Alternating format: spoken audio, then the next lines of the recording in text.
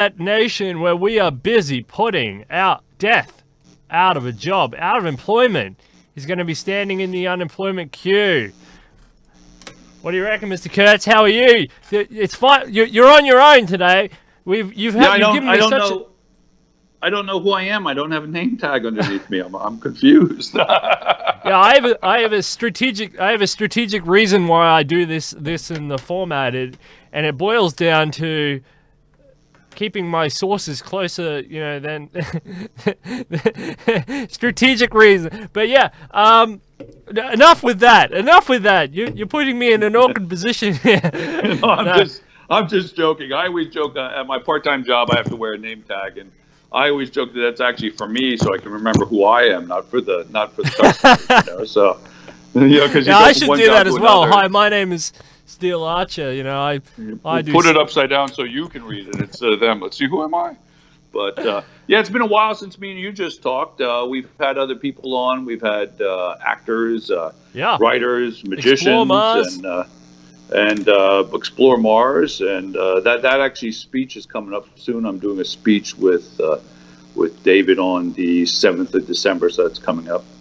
Not as prepared yet as I'd like to be, but I'll finish up my slideshow and everything, and I'll have that up to par by the time it's time for me to speak. But so that'll be the 7th of December. If anybody is in Philly, I'll be speaking for the Planetary Society on the 7th of December. So anybody, I think that's free for anybody. So cool. If you want to fly in for it, I won't pay for it, but you can fly in for it.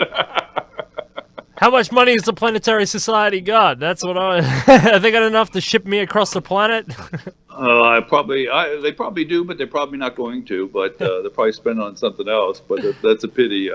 I'm a good investment. There you go. I think so. That's all right. Gotta get them to think so. But, no, that's really exciting. I'd like to. I want to come to America and do a tour of all the great. You got so much great stuff going on over there with, from universities to institutions to foundations to laboratories to policy think tanks, especially in the DC area, but all over the place. Strategically shopped all around America. I'd love to do a tour of the United States. And there's a lot of stuff over here, and it's a beautiful country, and it's a big enough country that we have all kinds of things. I mean, you have desert, you have mountains, you have hot weather, you have cold weather. I mean, it's a large nation. I mean, we have a lot of stuff, and I would recommend it. I mean, sometimes, you think about, I've traveled to like 15 different countries, and you think, oh, it's neat to go to a lot of the other countries, but there's a lot just here in the United States, to tell you the truth. And that's one of the amazing things about it, just because of the size of it. You know what I mean? And huge place. Although I think that has made some of our political policies not the best, because we're used to kind of being, mostly for a long time, being self-sufficient because of how large we are. Yeah. Years ago, I talked to some of my European friends, and they'd say, your country doesn't understand trade the same because you don't have to. When you live in a foreign country that's small, you have to trade with the other country's society, and we don't have to really. Now your country is relatively large, but I don't think there's a good chunk of it not developed, though, isn't there? Well, it's not developed. It's uninhabitable. It's a desert. It's like worse than Phoenix, Arizona. I mean, it's just like the Sahara Desert out there. You couldn't live there if you tried. So, we are man. We can do that. We can just roll it out and make our self-contained places with nuclear fission or something running it for power or something. Yeah, there are technologies coming down in the pipeline, but the other thing is they've stuffed up the water policy really bad. They there's like 5 different insects that live out there, and every time you talk about, let's build a city in the desert, they say, oh, what about the native wildlife that live out there and the ant or the one ant? I mean, but they have no problem bulldozing over forest after forest for oceanside, condos or whatever. Well, it's because the It's condos are whacked more out, money. man. That's It's why. seriously silly. It's the whole thing is silly. It's on its head.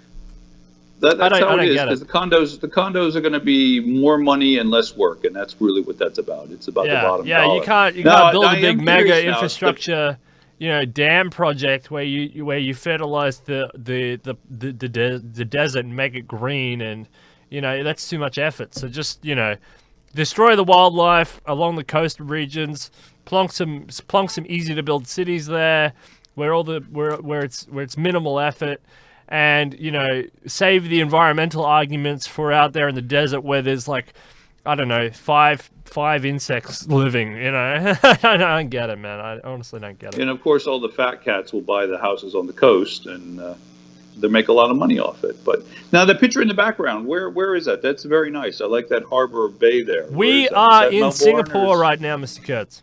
That's Singapore? Yep. All right, that's nice. Yeah. I have actually been to Singapore, but when I was there, it was so foggy I could not see anything past a certain Actually, height, I was trying to get get a picture of Singapore with the giant shipbuilding and everything, and it worked out that this is just the image I could get that happened to fit with the ratio aspects, and it wasn't copyrighted and all that. So, yep, that's what it is. I didn't recognize it either. I've been to Singapore a few times, and I kind of didn't recognize this image of Singapore. But yeah, this is Singapore. Nice. We got off on a little tangent there about the United States and countries, and there is a lot here in the United States, and there is opportunity here, and I think I very much believe in a global economy, and I think that in this day and age, no reason you can't travel and be other places. I think eventually even transportation and traveling expenses will probably be coming down, because they have been coming down, and it'll be even cheaper to go across the pond or across the Pacific to see you guys, Yeah, and when you're talking about transportation, you got to talk about Elon Musk's rocket ship type thing, whatever that thing is. That it's going to move people via space. That's pretty cool. And then you also got Virgin Galactic, which is essentially the same thing, but more like an aircraft, type idea that, again, just heads into space for speed's sake. And yeah, so yeah, it's going to be super quick. London to Sydney in a couple of hours, not if that, an hour. I don't know. It's fast. I just always worry about the G's because of my own experience with the G's. I was watching the news tonight. One of the news women were up in I guess an F-16 and hit like almost 9 Gs, and she said, "Oh, it feels like someone's sitting on my chest."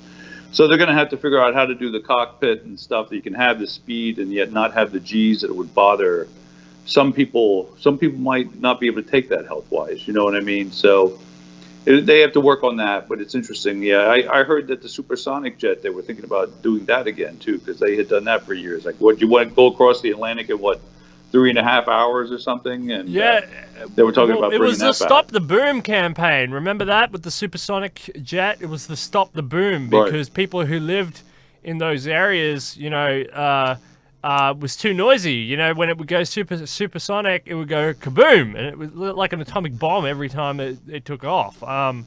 So it was the Stop the Boom campaign that stopped that. But what's the problem with building it, let's say out of a city, away from a normal commercial airport where, or regulating where it could take the boom off, where we go supersonic in some other area. Well, it wouldn't bother people, yeah. Yeah, it wouldn't bother people. Yeah, that's a good idea. And then I know when I went up. Sorry, go on. Oh, sorry. I was just going to say, and then take the dime distance. So, you still got that 3 hours, but then you either get helicoptered in the last 45 feet or so you instead of taking the 7 hours, 8 hours, you're still going 3 hours, 45 minutes on each. You know what I mean? Well, maybe the trick is just to take off normally, and once you get over the water, to hit the supersonic speeds. Yeah, I don't exactly. know. I tell you, when I was in the MiG-29, it was amazing how fast you could take off one of those things.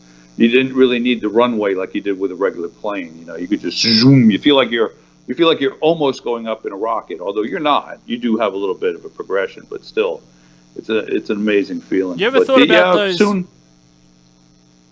Have you ever thought about those pilots, you know, that fly around on U.S. aircraft carriers doing mission after mission in Afghanistan or whatever? Those guys, they must be addicted. I mean, they do hundreds of missions, yeah?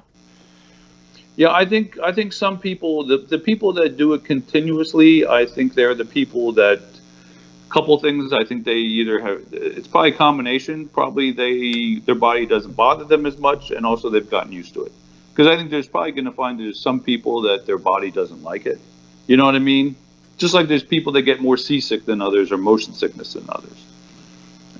Yeah. I find myself with my vision being different now, with one eye for distance and one eye for reading because of the operations I had on my eye. I get motion sickness on a boat more because I don't have true depth perception. So that kind of gives me a little bit of different feeling than I used to. So, I mean, I don't know how that'll work for, of course, my eyes were like this when I went up into Meg 29, so it didn't bother me on that, but it does sometimes bother me on a very bad, turbulent ocean, where I didn't used to get sick of that all. Now I can be helping, let me put it this way, I help chum the sharks, let me put it that way. Yeah. But yeah, so I'm glad you, I was happy. Me and my girlfriend did that one time. We went cage shark diving off of Long Island, off of the I can't think of what part of Long Island that was, but we went shark cage diving. The ocean was very rough that day, and I was happy in the cage with the sharks in the water more than I was on the boat, because in the water I was buoyant and floating really nice, and I was like, oh, this is good. I didn't care the sharks were banging on the cage. It's funny how you can feel that way, you know, but it's between being sick and puking or having a shark bang on the cage. The shark seemed like the lesser of the two evils at the time, you know. But yeah, it's funny how you change your opinion. But I wanted to thank you for having me on again. Oh yeah, and, no problem. Fill everybody in on what I've been doing. Yeah, let's do that. I did see you have the. I of course was reading. Good. Tom Ross's book here. I'm done with, actually, I bought the book 1, so now I got to order book 2. I didn't buy the one with everything together. Very much enjoyed that. That's one of the things I've been working on since last we really talked. Tom Ross, Tom Ross makes an incredible book series, and I mean, you've just confirmed that you are an AI. Yeah, there you go. And of course, I've been reading Zoltan's new book. Good. Not done. Upgrading America thing here. Yeah, not done with that yet, but I want to try and finish that up. And then my own books I have been working on. Now, I previously I had done a juvenile science fiction. I'd call it a juvenile for mid-school type age, and I had done the life and adventures of Dr. Jonks. And since then, since the campaign has been over, I had time to finish my book. Which am I got here? Here we are. There we go. That's book 2. There's my book 2. There we go. And my book 3. Just put it over your face. So wherever your face is, just put it straight over. Yeah, how's that? It's a good improvement, right? So I got my book 2 and 3 out. Actually, I wrote them at the same time. It was interesting method of writing that. I knew where I wanted to go. So I kind of wrote the beginning of book 2, the end of book 2, the beginning of book 3, the end of book 3, and then I worked backwards on both of them at the same time. Cool. Yeah, tell us about book 1 and what it's about. Well, actually, I get into some interesting stuff. Book 1 is about Dr. Jonks, Dr. Jonkz, which is actually was my gaming name from when I used to play professional video games. And in that book, it's not actually me. It's an alternate version of me from another universe. And in that book, it's a similar life to mine, but of course not exactly my life. And he is a scientist and all kinds of stuff. And he's studied in the Himalayas, which I have done myself. And he comes up, he basically finishes a project that his parents, who were scientists, had done on being able to travel through time. And so in book 1, you see him traveling through time, and he's actually visited by what appeared to be the spirits of two of his favorite pets, and they kind of guide him on adventures to do different things, go back in time, and he's kind of like solving problems that happen. So, and eventually he doesn't need the equipment to travel through time, but it seems to be taking a toll on him health-wise and also on his relationship with his wife and his children, although he visits his children in the future and does things with them. So that's kind of basically book one. He travels around, he solves some problems, and he, of course, at the end of book one, promises his wife he'll never do it again. But then we get to book two. So in book two, it gets even more convoluted. He does end up putting his machinery back together and doing it, and he ends up working on solving bigger problems, but this time with versions of himself from the multiverse. So it's not just him traveling through time. He's actually working on bigger problems with other versions of himself from, of course, you've heard the term about the multiverse, where there's multiple Earths and multiple universes, and it's, again, it's not exactly you, but it's versions of you. So he deals with, basically it's different versions of me, because it's my book, of course. So then that's kind of what happens in book two, and then in book two, everything gets destroyed at the end. Boom. They didn't quite solve all the problems. But then we get to book three. Go on. Sorry, book three, yeah? No, what were you going to say? What was your question? No, book three. Book three. Then we get to book three, and we start in nothingness. And there's a voice that we hear, and it tells us that there's still something for us to do. And this time, instead of us being multiple versions, we are one version of every one put together. So we become, so we say, almost omnipotent, but in all reality, we're not omnipotent. The force that's guiding us is omnipotent. So it gets a little religious in this book in a way. But then my children are involved, and so it becomes because they helped us in the second book also, the different versions of my children, which are in the first book too. Only one version is, but so they become together, and they're more powerful also. And we kind of restart everything, and restart time, and work through it. And in the book, though, things still happen that you wish didn't happen. The world wars still happen. Hitler still happened. Adam and Eve happened. Although in the book, I hate to say it though, but my daughter kind of gave birth to Adam and Eve, and my son kind of played the part of Lucifer. Although we also look at the part of Lucifer as if he was Loki, not necessarily as if he was just Lucifer, but we look at it kind of from different pantheons. So he's not only seen as Lucifer, he's seen as Loki, the trickster, and leading them with the forbidden knowledge that they really shouldn't do. You know what I mean? So then we restart that and go through it, and we basically go through and redo history, although we say in the book that there's a lot of things that still had to happen. Man has to have free choice, although we kind of tweak it. So in other words, we make sure everything goes along like it should, but we tweak it at places so that by the end of the book, everybody's happy, and it's a kumbaya type of motion.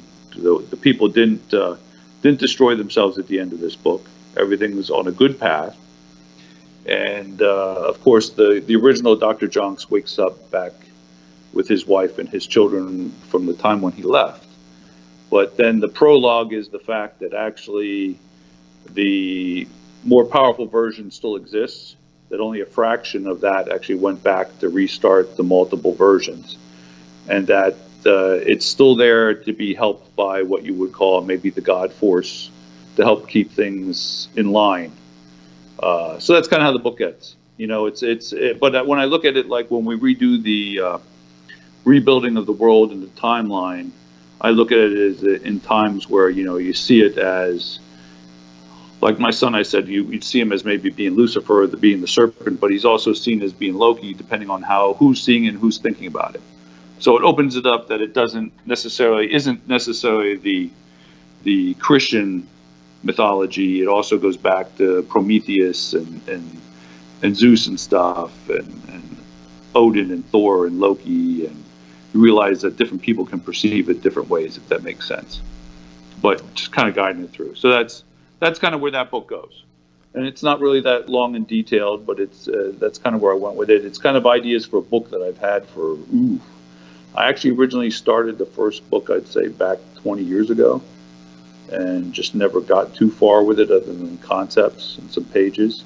What I'd like to do, though, maybe is take all three of the adolescent books. Each one's only like about 24, 30 pages. They're adolescent books with a couple pictures and stuff in them. And maybe eventually expand it into actually an adult novel. And like I did before when I wrote the beginning and the end of both books and filled it inward, use these to flesh out into an actual adult-type science fiction book, you know. I'm thinking about making a new chapter in that book, though, where you'd have observations of good and evil fighting, but being seen differently by different people. And some people seeing them as aliens from different planets fighting, some people seeing them as demons and angels, but you realize that, you know, different people's perception would intertwine with how they see what's going on, if you know what I mean. So that might be where I go to the other one. I know it's a little deep for a kid's book in all reality, but it's simpler in the writing than you think. How's that sound? That sounds awesome. Have you ever heard of an author called Ben Bova? Ben Bova, yeah, I have heard that name. Mm-hmm. Yeah, I'm glad, because yeah, he's basically the quintessential transhumanist author of our time. Dr. Ben Bova not only writes about the future he's helped create it, the author of more than 130 futuristic novels and non-fiction books.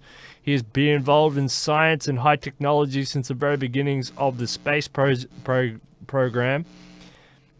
President Emeritus of the National Space Society and past president of Science Fiction and Fantasy Writers of America, Dr. Bova is a frequent commentator on radio and television and is widely popular lecturer. He is also an award-winning editor and an executive in the aerospace industry. I reckon we've got to get this guy on the show, and you got to talk to this man, because I reckon he could assist you in publishing some of these great ideas, in enhancing some of these. Well, these are. Let me do it this way again. These are all on Amazon, of course. I know that improves the way I look, doesn't it? These are incredibly interesting ideas. I like it. What do you think? Let's try and talk to Dr. Ben Bova. But yeah, what do you actually think of the multiverse theory? You fan? I do think that there's a possibility, and I tell you, more that I read about things, there seems to be more scientists that believe in the multiverse type possibility. It's interesting. I did a course, was it last year or the year before, on astronomy through the University of, was it the University of Arizona? I think it might have been, I'm not sure, but surprisingly, they got under the possibility of multiverse, and also even the possibility that although we think our laws of science that we think are fundamental and hold here, that somewhere else in the universe, they don't necessarily have to hold true. So that's kind of interesting that a lot of scientists today are thinking that kind of stuff. Well, that's provable, and that's easily provable at the fact that if you go to the center of a black hole, time, space, the laws of physics, it all breaks down, and we know that. And that's part of the realm of this dimension, right? Because we know that that's what happens. And, you know, there's theories about spaghettification and time and relative time. String theories and everything. Yeah, but all at the center of a black hole. And we know that for a fact. So to extrapolate that and take that out beyond is not hard. I mean, it's not hard. I mean, if the center... I mean... put on your spacesuit, go into this black hole, and tell me what happens. I mean, I'll be all ears. I'll do it next week, and I'll come back. No, I might be squished really small, but I also think that the concept of when you talk about time and the idea that when you make decisions, that there could be another version of you. When you make one decision, there could be another version of you that made another decision, and time itself could branch off, and that could become a different multiverse all in itself. Yeah, well, or a parallel universe. You can take it. You can take it as far. You can take it as far as the universe is made up of. You can go down to string theory, I guess, but atoms. Let's look at it, just atoms, right? Atoms, proton, neutrons, electrons, all that stuff. And I mean, these are all whizzing around. I mean, you could go to the fact that each one of them behaves differently in every universe. So they all exactly. Yeah, so that's a multiplicity of universes that is so broad and incomprehensible because the changes. It's not, when people think about, dramatic changes, they say, oh, well, in this universe, Trump won, and in the other universe, Hillary won. But it's not even that. It's 100 billion trillion Googleplexes upon Googleplexes upon Googleplexes of possibilities, which would play out over the infinite time span of the universe almost. That's infinite. That's crazy. Well, exactly. It's not we could have you universes end up with, that are almost identical, and we could have universes that are so different we can't even fathom the idea of it. Yeah, and then if you take that law out, then all of a sudden you would have an upside down world as well, because you would have the laws of physics reversed in the other ones, and then you would restart the whole paradigm. And the idea of consciousness as well is a real big problem because, Einstein said, I like to think the moon is still there even though I'm not watching it, right? But when I go to sleep at night, I mean, is the universe really still there? You know what I mean? Well, you don't know. And I don't know either. When I go to sleep, you might not be there. So, I mean, that's and I'm sure you probably pondered that yourself, because I know I have. I always do. I mean, we talk about this stuff with these VR guy, Dr. Jeremy. He came on, and he's obsessed with this idea that, are we a simulation? Are we simulating different universes, or are we, is that a simulation of a simulation of a simulation? So, whatever. But this idea of consciousness. I mean, I'm pretty sure that I exist in some form. And, but I don't know whether or not my existence is fundamental to holding the whole universe together. I don't know whether once my consciousness fades out, I'll just take the rest of the universe with me. I mean, I might. I don't think I'm that special, but at the same time, it's all relative, right? I mean, that's the thing. I mean... Or we could just all be part of the same consciousness and not realize it. That's... which kind of, we like our individuality, but maybe that's the way it really is. That's kind of sad, scary, and nice all at the same time, if you know what I mean. So I'm not really sure, Yeah. But I try to kind of touch a little bit on some of that in my books. So right now they're written as adolescent books, like I said, and I even have a nice picture of me younger on the back, since I figured they're adolescent books. And I love that. See, it makes it better for everybody, because they don't have to look at me for a couple minutes, but for a couple seconds. But, I touched on some of that stuff, and hopefully over the next couple of years, I will flesh them out into an actual thick science fiction. I don't know what you call that. It's kind of a cross between mysticism and science fiction, in a way, because I get into some spiritual stuff there, too, and a force that's guiding it. And I want to make that then a different chapter for the adult book that's not there yet. So it'll be something special to add on to the end there, which kind of gave you a little bit of an idea for it. But yeah, it's touching on a lot of things I've thought about, and it's I kind of wanted to do that for like 20 years, and I got it done as an adolescent book first, and now we're working on getting it thicker. And of course, some of it is loosely based on my life, which makes it a little easy. So I like the joke that my kids' book was based on my life. My autobiography, of course, was based on my life. Now my science fiction adolescent books are loosely based on my life in some ways. And So it's but like when you deal with comedians and songwriters, they tell you that it's best to make your jokes and your songs about things that you understand because you put more of yourself and your own passion into it. So I believe Yeah, that's what I am doing. some of the best songs ever written are songs born out of their own experience, and that's really amazing, because there's more passion that way, and more understanding, more feeling, more meaning, more emotion behind it, as opposed to something forced. And that's not always necessarily true, but yeah, I can see how idea plays out. Now that leads into my next segment about what I've been doing. I on Halloween night, which is October 31st. Uh, Myself and my band that we used to play together and had a record deal for a short bit of time. We did our 10-year reunion, and they called it our 10-year reunion and never again tour. It was one gig, and we played that. And that band's name was Seventh Layer. You can also look up their albums on Amazon, and you can get their music on Alexa and Spotify and stuff now. And basically, it is rap with metal behind it. We played a lot of gigs with psychopathic music artists, Insane Clown Posse, ICP's people. We used to do a lot of Juggalo gigs and stuff, and played a lot of gatherings of Juggalo, which one time we played one that was 29,000 people, so that was a pretty large gathering. But yeah, we did that again. It felt good to do it. It was a fairly nice sized gig. And that was nice to do it. It was nice also to be at the point when we actually got half the profits off the tickets that we sold. If anybody knows the music game, usually, unless you're a big name artist, a lot of times you do they call it pay to play, where you kind of sell tickets. And back in the old days, we used to be lucky to get $2, $3, maybe $5 at the most off of the ticket sale.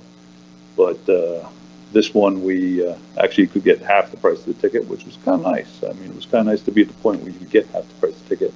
Of course, all the guys said, which I thought was funny, because the two lead singers are only around 40, and they said they were too old and fat to want to do this again. And I'm like, yeah, I'm almost 60, so they got to get their fake parts and start getting their rejuvenation shots. They got to become a transhumanist so they can not give that complaint at 40, So that's one of the things I was up to. And talking about that, last year I had done a song called No Vacation Blues, and I wrote it, and you can listen to that on Spotify or on Alexa if you want to ask Alexa, hey Alexa, play No Vacation Blues. But that's by the singer on that is Joey Wells. He's also my co-writer. I wrote the original idea, and he made some minor changes, and he sang it, and we share the writing on that. And Joey Wells was the second keyboardist for Bill Haley and the Comets. So I think he just had his 80th birthday, and he is basically a living legend as far as rock and roll. He's played with a lot of people. And since the transhumanistic-party election was over, I did finish the second song with him, which isn't out yet. That'll be out in January, and this one is called Mr. Money. And this one I am actually on. Joey Wells still sings the intro. I kind of have a part where I'm scolding Mr. Money about him just thinking about money. And then Joey gets on and does stuff again, and then I scold Mr. Money again, and Joey gets back on. So I'm actually on this song. So I have performing and writing credits on this one. So that's stuff I've been working on. And since that one, I've lightly penned 4 more new songs towards a new, I want to do a country blues album coming up. I picked up a 3-string cigar box guitar, which is kind of neat. I should have got it out ahead of time. It's over in the closet, but it just has 3 strings on it.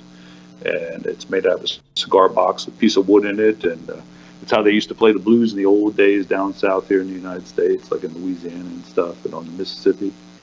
And so I want to feature a lot of that in that album. I'm not sure who I'm going to use as a producer for that. I might use Joey for it, but I might use somebody else also. I'm not sure.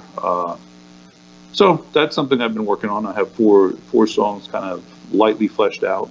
what I usually do so far is when I write a song, I'll flesh out the songs, and then I'll get the producer, and then producer will make some minor changes, and we might share the credits on the song.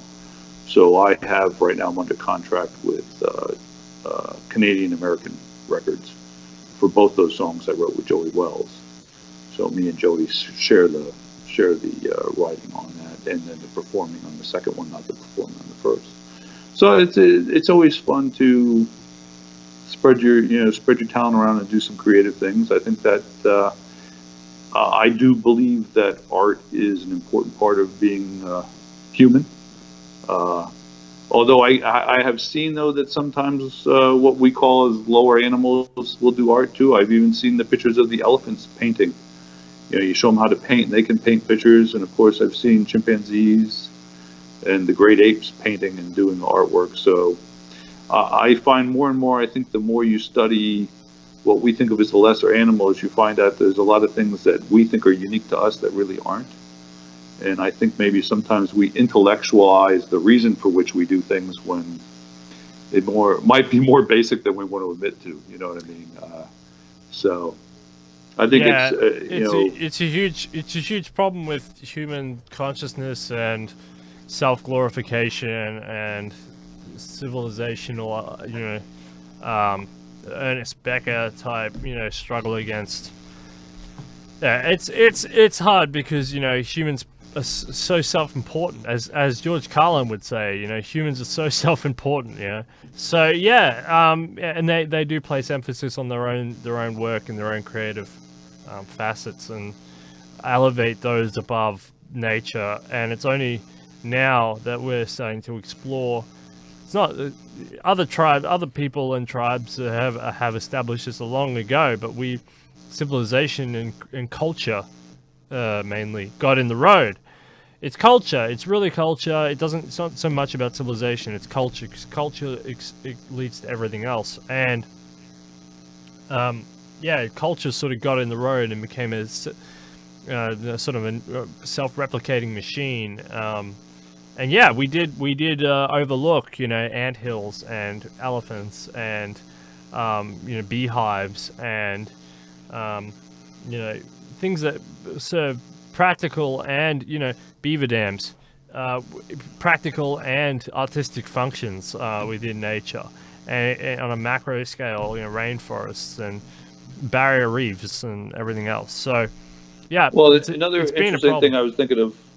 We're talking about other animals and stuff, and we as human beings, we have pets. Do you have any pets there? Do you have a pet? No, I would never do that. But I have a little dog right now, and he's my buddy, and I joked before about I give him vitamins and stuff, and told him said about it being my trans canine. But that would be another nice thing as far as being human, if we can extend our own lives, also to extend our lives of our pets. Because you have a pet that you are in sync with, and you very much love each other, and hopefully we can develop some technology that not only extends our lives, but extends the life of our pets. The cryonics people were onto this very early with the cryogenic freezing of pets early on. Mm-hmm. So I'm not surprised that people would consider pets to be a part of a life extension option, because I think that would be nice, to tell you the truth, because it is sad that we already have a longer span. Life expansion. Blah, blah, blah, blah. We automatically live longer than our pets, and it's a sad thing as it is. To them, we probably already seem next to immortal, but we want to live to be even longer. So you can go through generations of dog. If you have if you have a family and you have a generations of dog, you can have different generations of dog throughout your whole life. So you can have, if they have a 9-year, 10-year, 12-year, some of the bigger dogs have 12-year lifespans. Right. You can go through, I don't know, 10 different generations of that dog, or eight different generations of that dog, or something. Or today you could just clone them, because I'm sure we could if we wanted to, clone your dog. But, there's going to be some variation that might not come exactly through. But, Yeah, you don't know. I had a husky for 19 years, and she was my buddy. I finally had to put her down, but that's a long time for a dog to live. And not that long for us though, but a long time for them. But that would be a nice aspect, not only to increase our lifespan, to increase the lifespan of some of our little buddies. Let's call them that. Let's call them our little buddies. So. Pets are incredibly important to human health, as well, mental health and other things as support structures. And we are utilizing pets in the modern, pets, but utilization tools as well. Blind people use pets, or the seeing impaired use these pets as assistance dogs. Dogs are very important, actually. Dogs are what they call man's best friend, but they're important to sniffing out diseases, cancers in some cases. Security by guarding infrastructure, by guarding plots of land. To investigation, to sniffing out the body in the forest, there's many other uses for dogs as well. Mental health, like I said, with caring for the psychological needs by being there and being an intimate conscious structure within the family unit or within the unit of friendship. Security. And other things as well. Being friends with other animals.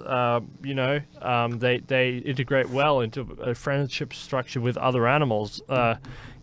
Cats, arguably, but geese and they're not just ravenous, rapacious creatures. They are somewhat helpful, handy creatures. Cats I have a problem with because cats are quite destructive and they're quite hard to kill, and they do. I don't mind so much the fat household cats, but we have huge problems with feral cats in this country, and they do wipe out a lot of the native wildlife. And if I have to preference cats or native wildlife, I'm going to put native wildlife on the top of my list every single time. So I do get cranky with cats. Cats are very much killing machines. They are true carnivores to eat meat, and they are a lot more flexible and durable than dogs in some ways. There's a comedian that had a joke about dogs. He said, I always had cats, and I was dating this girl with a dog, and I'm holding the dog one day. He says, and I just dropped it. And I didn't think anything of it. He said, well, boy, was I in trouble. I found out you can't just drop a dog, but you can just drop a cat. But, that is true, And cats are a little bit different. They're not pack animals like a dog is. They do like your company and your attention, but they kind of could do without you if they needed to. So makes them a little bit of a different creature. I saw one time, I guess they said dogs can usually understand up to about 100 words, and cats are usually like about 30, 40. But that's still a good intelligence for both of them when you think about it. I've always been fascinated by people's admiration and worshipping of the cat and the dog, and this sort of eternal contest between cats and dogs for the mind of the human. And back in ancient Egypt, one of the oldest, if not the oldest, continuous civilization on the planet for a long time, 3,000 years or so. I mean, cats sort of dominated that society. Dogs had a shoe in, but not much. Cats were the gods. They ruled over that civilization. Well, dogs were the gods too, but they were the god of the underworld. Yeah. So, not as high of esteem as the cat. The Sphinx is a cat or some sort of cat derivative. And Beset, the lion, the Egyptian god Beset, yes. The Egyptian god Beset, which I actually do have a tattoo on my ankle in a cartouche. Beset. That's actually a tattoo I have to my mother. My mother had loved when she was in Egypt, and she had a tattoo on her arm of Beset, and I have that on my leg in honor of my mother in a cartouche. So I do have that on my body. So it's funny you talked about that. So. Yeah, well, yeah, it's and the lion, right? And the lion was the big feared creature. If you could dominate the lion, Babylon, there's pictures of there's statues of kings holding up lions, and it's because if you could dominate a lion in that period of time, you were the dominant over the most fierce form of nature. So yeah, lions as well, fearsome creatures, cat derivatives. In the Aztecs world, you had panthers and not panthers, but those other forms of cats. The tigers, panthers, cougars. Cougars, yeah, jungle cougars essentially. Cheetahs are cool. Yeah, fast. Leopards. Untamable. Yeah, the cats are untamable, but mostly all the dog derivatives are tameable. Alaska, they can run in packs, like you said, but the cats the difference are not. Between being a pack tameable. animal and not being a pack animal. Yeah. You can't herd a pack of lions and chain them up to a sleigh and ride them. You can't do that. No, they're not used to working in unison like that. It's a different kind of creature, and I think that's why dogs have worked so well with us. And horses too are like a pack type animal too, and very more dog-like than people realize also. So I think that's why some of the reasons that we've been so well with dogs and horses. But it's just part of our nature, and it's kind of an extension of us. But it's still a pity that hopefully someday we can extend them also, not just us. That would be nice. Yeah. Let's see, what else have I been working on before we run out of time? Well, I hope to be doing an interview of you actually shortly on my OSH radio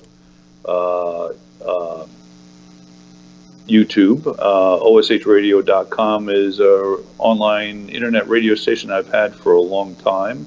I started out as an employee there, sort of like you, doing a live show once a week, and eventually when things were in bad financial shape, the gentleman said to me, "Hey, you seem to be the one that's most promoting this and gone to conferences and spoken on it, and that tells you what, if you want to take it over, you can take it over." So I took it over, and we had a different studio. Originally it was OSH radio because it was old schoolhouse radio, and we were actually in an old schoolhouse, which is actually just a couple miles down the street here from my girlfriend's house, which is kind of funny how it's a small world and things come around. So then I had it up at a place called a Climanesium. No, it wasn't a Climanesium. It was the Factory, which was a place with sporting goods, and they did boxing, they did wall climbing, they had concerts, and I actually had my studio in the back of that. So then when some live sporting events and concerts, I would actually do live over my OSH radio website. And that was before the time of how easy it is to do it today. It wasn't really quite that easy in those days. You could stream things live, or you could record it. And it wasn't as easy to kind of do both at the same time back then. Technology wasn't quite the same. If you go to oshradio.com, some of the players on it are still old tech. One of these days I should improve that, but I don't use it as much. But through that, I had interviewed some interesting people. I had interviewed Ian Anderson and Jethro Tull. I had done Vanilla Ice. I had done Ja Rule. I had done a lot of interesting people. Can't think of lots of comedians and musicians and bands. And I had done Boris Karloff's daughter. And a lot of interesting people I interviewed, and now I'll be soon interviewing Steel Archer. Cool. I look forward to it. OHS Radio. New upcoming person. I hear that someday he's going to come to America, and I think he's going to take over the Daily Show from Trevor Noah. I think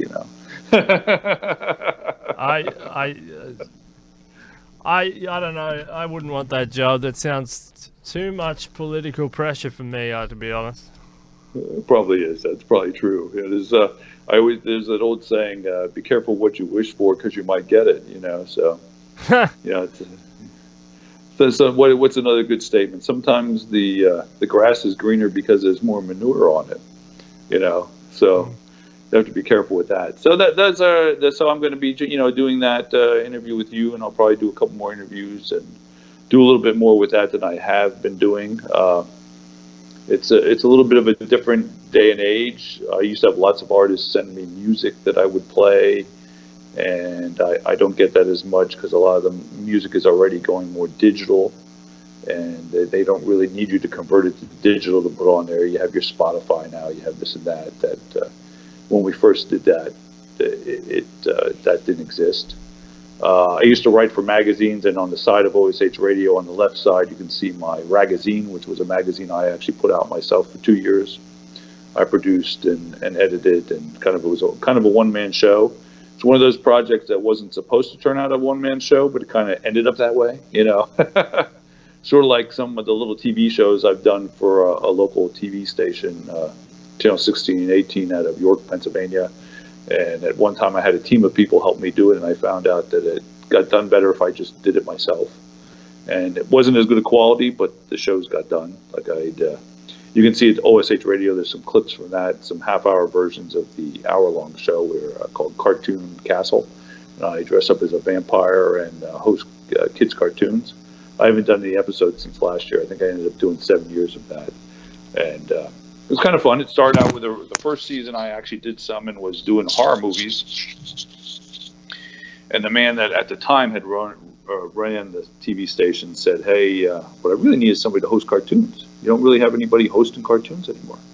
He said, "That's kind of become a dead art." So I said, "Well, how about if I still do the vampire, but I host cartoons?"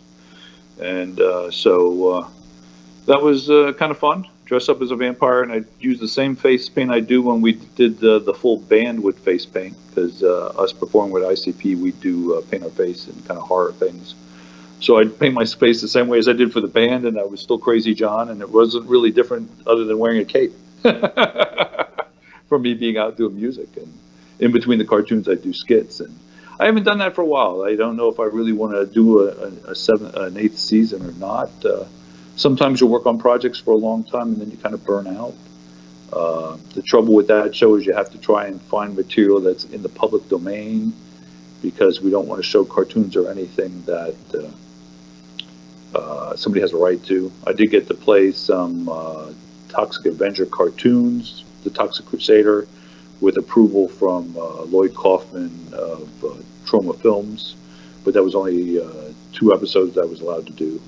So that was the last one I did last year. So that was fun, but it's interesting to do. But sometimes you kind of burn out. You kind of don't have really much kind of material out. You know what I mean? I'm sure you probably feel that way sometimes with hosting the show.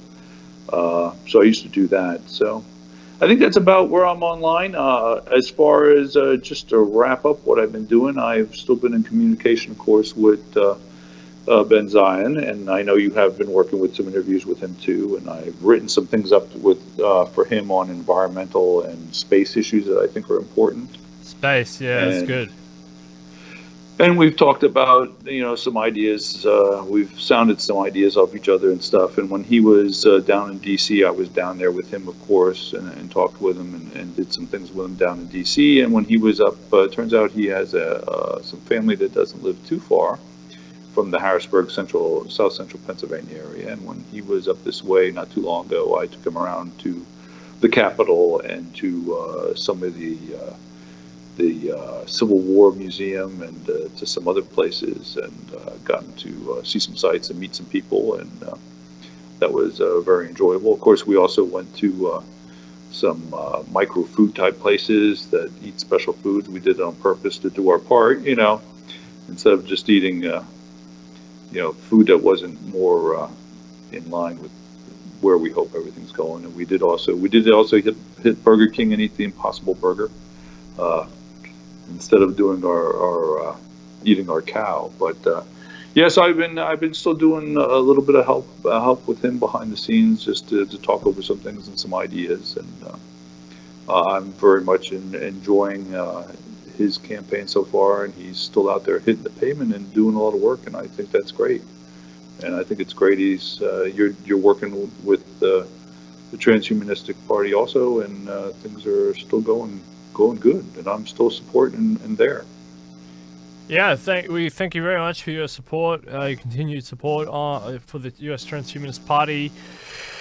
It's a great party, and we're trying to do our best to wrestle the globe from existential risks, whatever they be.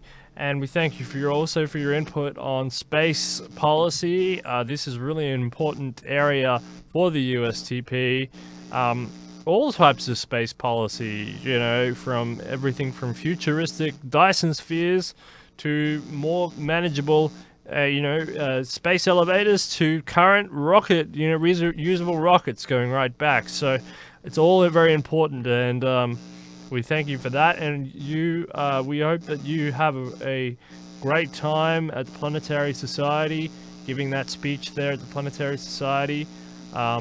So if anybody's in Philly on the 7th of December, they can drop me a line on Facebook here somewhere or something. If they want to come by and see it, I'll make sure they get the address, or they can just look it up with the Philadelphia Planetary Society branch. Yeah, make sure you drop in the USTP dialogue into that speech if you can somewhere. That would be greatly appreciated. Yeah, that's a good part. Yeah. Yeah, we're trying to grow. I should try and get that recorded so we can play it. That would be good. Sure. I'd love to play that here on this broadcast as well if we can.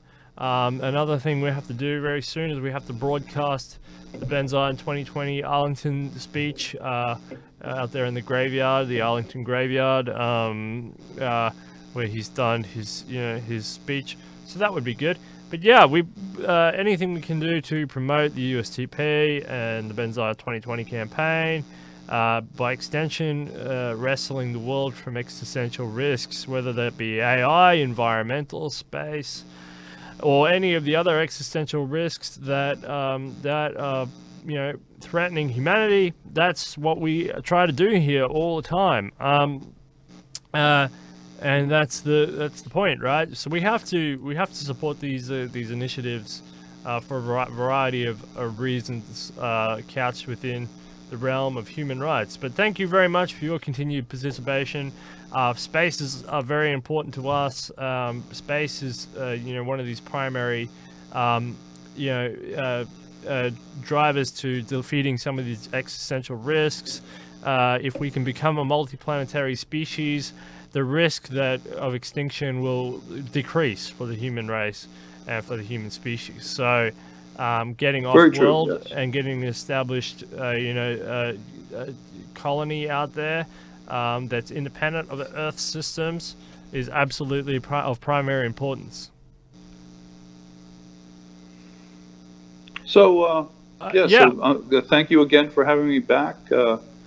And I guess we're at our end here, and it was great. And I hope to see you soon, because I will be interviewing you also soon, and we're trying to bring some more people also for you to be interviewed. I have a few ideas that I have to work on that I might be able to get for you. I have an interesting gentleman that's a friend of mine that used to be one of the secretaries of the state government health, and had always worked for hospitals and stuff, and he might give us an interesting viewpoint on a long-term understanding of medicine and the medical field and business, shall we say, in the United States. So that's kind of an interesting thing. Yeah, I've been kind of thinking about.